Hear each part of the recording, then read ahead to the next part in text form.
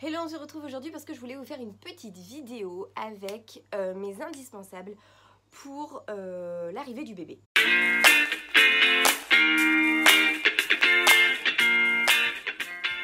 En fait, tout simplement, j'ai eu un enfant il y a 5 ans et en fait je me suis rendu compte que j'avais acheté des trucs qui m'ont jamais servi et au contraire, je n'avais pas acheté de trucs qui m'auraient bien servi et du coup j'ai dû aller en chercher en vitesse, enfin bref, je vous passe les détails. Je voulais vous montrer un petit peu mes derniers achats pour le bébé qui sont pour moi des indispensables.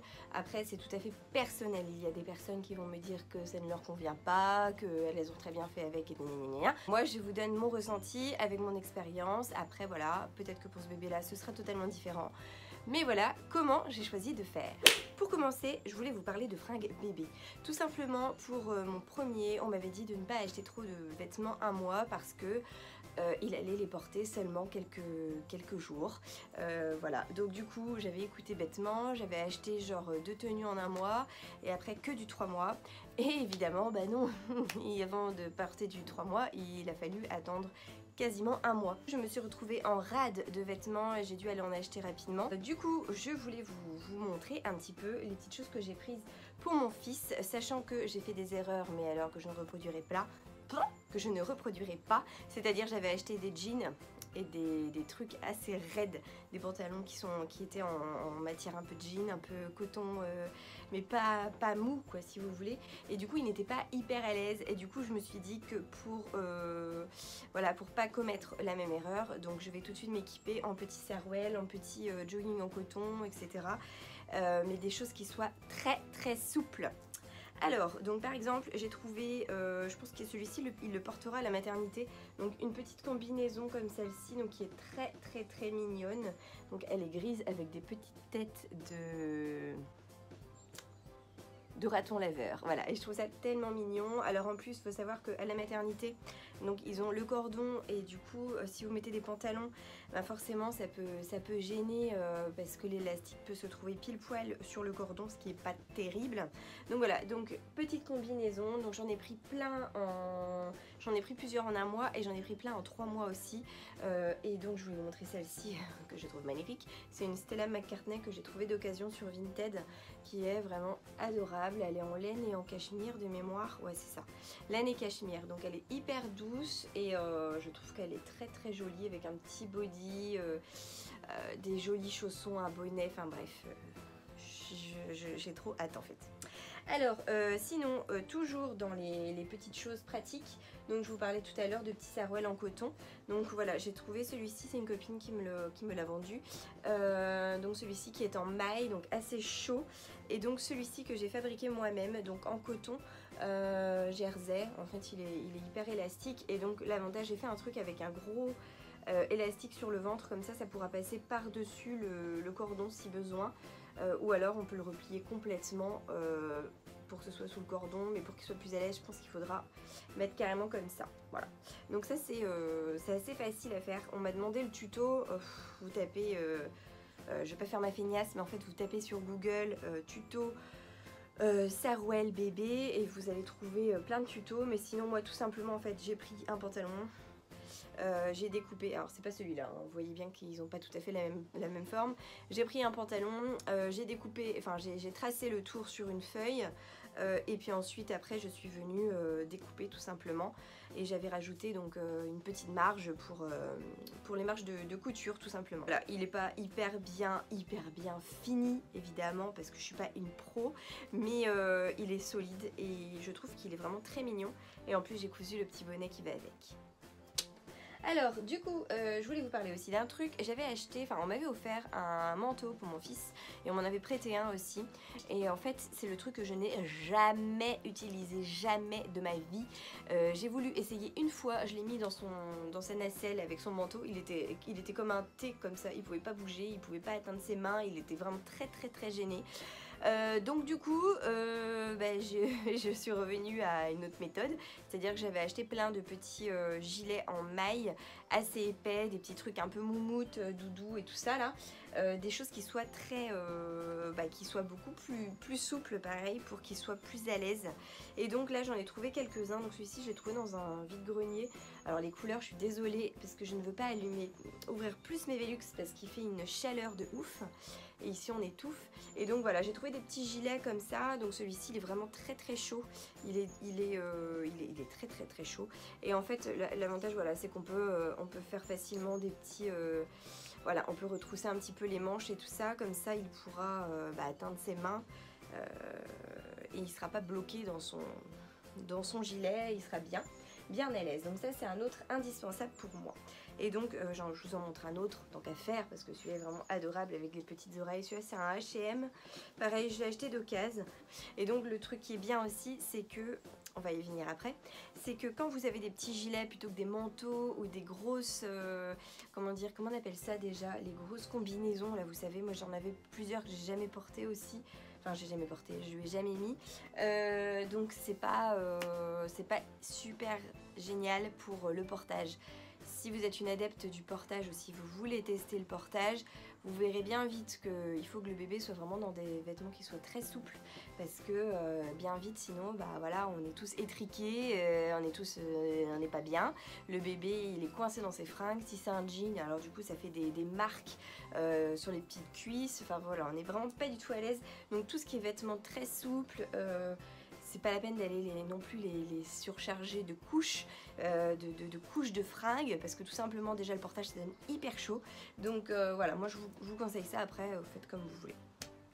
Alors ensuite, toujours dans les fringues, je voulais vous parler aussi, ah ouais, alors il y a un truc que je faisais moi quand j'avais eu Eden. Donc j'avais acheté pas mal de pyjamas, voilà, que je trouvais mignons tout simplement. Je séchais parce que je les trouvais jolis.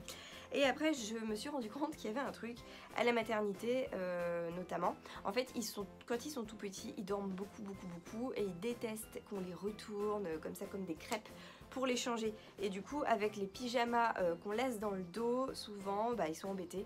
Tout simplement parce que voilà, il faut passer la tête, enfin ils sont pas super à l'aise quand il faut les retourner. Voilà, après ça dépend. Moi ça a duré juste quelques jours où je me suis dit à chaque fois, mais il dormait, il fallait que je le change parce qu'il avait de la merde jusqu'au cou. Et du coup j'avais vraiment très mal au cœur de le retourner et tout ça alors qu'il était à moitié endormi. Donc du coup j'étais allée acheter des pyjamas donc qui s'ouvrent par le devant. Donc là c'est une copine pareil qui me l'a vendu. D'ailleurs si elle regarde cette vidéo, j'espère que ça te fera plaisir de voir tes petites affaires.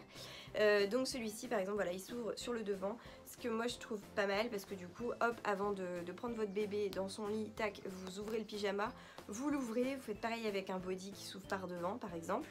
Et puis comme ça après vous n'avez plus qu'à enfiler et vous n'avez pas besoin de le retourner. Donc pareil pour les bodys. Les bodys, il y en a qui s'enfilent par la tête et il y en a qui s'enfilent, qui se laissent par devant. Donc comme des petits gilets avec un petit lien sur le côté ou une petite pression. Donc du coup pareil pour des bodys, j'en ai pris qui s'ouvrent par devant. Donc par exemple celui-ci. Hop, voilà, le petit body qui s'ouvre par devant avec la petite pression. Et je me dis, voilà, c'est pas mal quand ils dorment en tout cas. Voilà, pour pas trop les déranger. Donc pour Eden, j'ai utilisé deux types de portage. Donc je pense que vous pouvez vous renseigner auprès du CDS ou même si vous tapez sur Google, il y a des associations de portage, c'est-à-dire que vous avez des personnes qui sont diplômées ou enfin je sais pas, elles ont un agrément, je ne sais pas, pour vous montrer comment porter votre bébé. Donc et après donc elles vous aident évidemment à porter votre bébé. Donc moi j'étais allée avec Eden qui avait déjà presque un mois pour apprendre réellement à le porter en écharpe parce que j'avais appris donc par internet mais j'étais pas hyper à l'aise et j'avais envie d'apprendre d'autres sortes de portage et je n'avais pas forcément envie d'aller acheter une autre écharpe et si elle ne me convenait pas donc avoir déboursé 70 balles pour rien. En fait moi j'étais venue avec mon écharpe à nœuds. En fait tout simplement c'était une je porte mon bébé que ma mère m'avait trouvé d'occasion et donc là j'avais envie de changer, j'en ai trouvé une autre d'une autre marque qui était vraiment pas chère du tout. Je suis en train de chercher l'étiquette. C'est marqué ici, voilà. Que de le bug. Voilà, donc j'ai payé 5 balles, donc je me suis dit on verra bien. J'ai vérifié qu'elle était bien à ma taille, j'ai vérifié qu'elle était assez large, que le coton était comment dire, résistant, voilà, qu'elle était pas tachée et elle est très bien. Franchement pour le prix 5 balles je me dis bon. Et vous pouvez évidemment trouver une quantité astronomique sur Vinted. Vous tapez écharpe de portage, sling, enfin ce que vous voulez comme type d'écharpe, vous allez en trouver mais un max. Donc là c'est vraiment l'écharpe classique on va dire, donc à nouer. Donc moi j'avais trouvé ça super pareil, donc j'ai acheté un autre sling parce que le mien il était il commençait à être un peu passé, puis j'avais envie d'avoir une jolie écharpe un peu mixte parce que l'autre elle était un peu rose mauve, donc bon voilà. Et donc j'ai trouvé celle-ci sur Vinted, 30 €, elle est neuve. Et donc c'est la marque Je porte mon bébé, donc c'est la marque la plus connue en fait en termes de portage, d'écharpe de portage. Et du coup celle-ci, ce qui est bien, c'est que vous avez un petit truc comme ça renforcé pour mettre sur l'anneau. Donc en fait le sling c'est simple, c'est une écharpe sans nœud. Vous avez juste un anneau ici, donc en fait vous mettez votre bébé, hop, donc vous mettez votre écharpe comme ça, vous mettez votre bébé et vous resserrez en prenant bien soin de commencer donc par le bas. Enfin bon, après il y a toute une méthode, donc pareil, vous regardez sur internet, je vais pas vous faire un cours. Alors donc autre chose, autre indispensable pour moi, donc il y a donc premier élément, sinon vous n'allez pas comprendre. Donc en fait j'ai l'intention d'allaiter. J'ai allaité Eden jusqu'à quasiment 18 mois, j'ai trouvé ça génial et du coup je veux continuer de le faire. Quand vous allaitez, vous avez donc comment dire, vous avez donc vous avez donc votre montée de lait. Si vous donnez pas le lait tout de suite, vous donnez pas le sein tout de suite, donc ça a tendance à fuir et donc il faut absolument protéger vos vêtements tout simplement parce que sinon vous allez retrouver avec des auréoles, ça va être génial. Et donc j'ai des petits coussinets, voilà, tout simplement. Donc en fait ce sont des coussinets que vous mettez dans le soutien-gorge, donc ça c'est vraiment le truc indispensable. Donc j'en avais toujours des lavables parce que c'est plus écologique et moi je préférais largement la sensation des coussinets lavables que des coussinets jetables, et j'en avais toujours dans mon sac à main au cas où. Et puis en plus j'avais toujours des jetables également, comme ça voilà, j'étais tranquille. Donc là c'est un échantillon de chez Avent. Et donc ça c'est spécial nuit, donc c'est à dire qu'ils sont beaucoup plus absorbants. Parce que c'est vrai que la nuit, si votre bébé par exemple se réveille finalement plus tous les 4 heures mais tous les 6 heures, donc il peut arriver que vous ayez vraiment un énorme débordement. Je me souviens que j'ai eu plusieurs fois des surprises à me réveiller, j'étais complètement inondée. Donc voilà, du coup ça c'est vraiment quelque chose qui est indispensable pour moi. Et pareil, bon là je ne l'ai pas encore acheté, mais la crème pour les mamelons, parce que quand vous allaitez c'est quelque chose qui peut être irritant un petit peu pour le mamelon, forcément au début, en tout cas le temps que le mamelon se fasse, etc. Et du coup voilà, j'avais de la crème que je mettais vraiment tout le temps. Ça c'était la Lancino de mémoire, mais il y a d'autres marques. Et celle-ci était très bien, ça m'avait fait du bien et donc je tartinais dès que je pouvais en fait, dès que j'y pensais, tac, je tartinais et ça m'avait vraiment fait du bien. Et évidemment c'est comestible, donc le bébé peut venir après téter même s'il reste de la crème sur le mamelon, c'est pas grave. Les petits nids d'ange. En fait, je me rappelle pour Eden, j'avais genre, je sais pas, 10 turbulettes. Je sais pas pourquoi, j'avais autant de turbulettes. Ma mère avait fait une razzia de turbulettes, j'en avais plein. Et en fait, c'était pas du tout pratique parce que quand ils sont tout petits, donc ils ont la turbulette du coup qui arrive là. Le lit était un petit peu incliné pour les reflux, donc du coup en fait ils se retrouvaient complètement coincés dans cette turbulette, c'était pas du tout pratique. Et du coup je préférais largement utiliser les petits nids d'ange. Donc celle-ci c'est une Red Castle et puis en plus vous avez voilà l'espace entre les jambes, voilà, je montre ça n'importe comment. Voilà, et donc vous avez l'espace entre les jambes, donc ce qui fait que du coup vous pouvez mettre très bien dans la voiture, dans le cosy ou dans la nacelle, noué, etc. Et puis après ça peut aller aussi dans le lit bien sûr. Donc je trouve ça beaucoup plus intéressant au début en tout cas, quand il ne se retourne pas, etc. Au début pour les nouveau-nés, le nid d'ange plutôt qu'une turbulette. Après pareil, c'est personnel, mais moi j'ai trouvé ça beaucoup plus pratique. Et pour finir, je voulais vous parler de ceci. Donc ce sont des jolis petits langes que j'ai cousus moi-même, mais évidemment vous pouvez en trouver plein.